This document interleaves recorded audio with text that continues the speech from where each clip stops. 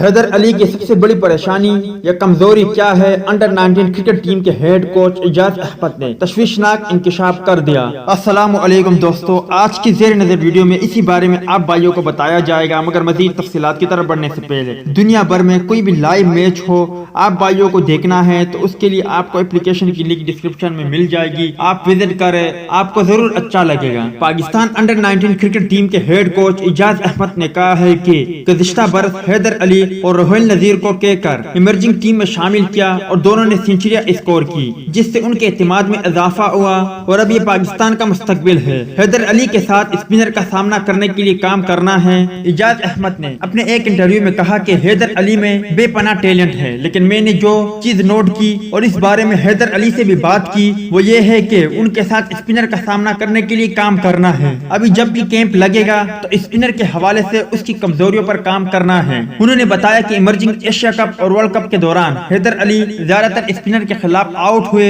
ہم نے اب اس پر کام کرنا ہے۔ مختصر دورانیے کی کرکٹ میں تو حیدر علی نے اپنا کام دکھایا ہے اور اس میں تو ان کو ایشو سامنے نہیں آیا۔ میں نے حیدر علی سے کہا کہ آپ نے اپنا شو دکھا دیا، کیونکہ کھیلنا آسان ہے لیکن اس انداز کو برقرار رکھنا مشکل ہے اور آپ کو یہ مشکل کام کرنا ہے۔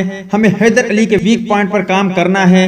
حیدر علی کو 4 روزہ کرکٹ میں صبر و تحمل کے ساتھ کھیلنا ہوگا۔ انہوں نے مزید کہا کہ میں یہ نہیں کہتا کہ 4 روزہ کرکٹ میں حیدر علی کی پرفارمنس اچھی نہیں ہے۔ نوجوان بیٹسمین نے 4 روزہ کرکٹ میں بھی اپنی صلاحیتوں کے جوہر دکھائے، فائنل میں غیر معمولی کھیل پیش کیا۔ حیدر علی ینگ بلڈ ہے، بس انہیں 4 روزہ کرکٹ میں وکٹ پر لمبا ٹھہرنا آنا چاہیے اور اس کے لیے صبر و تحمل کا مظاہرہ کرنا ہے۔ تو دوست یہ تھی حیدر علی اور اعجاز احمد کے حوالے سے کچھ اپڈیٹ، امید کرتا آپ کو پسند آئی ہوگی۔ ملتا ہے کسی نیکسٹ ویڈیو میں، تب تک کے لیے اجازت دیجیے، اللہ حافظ۔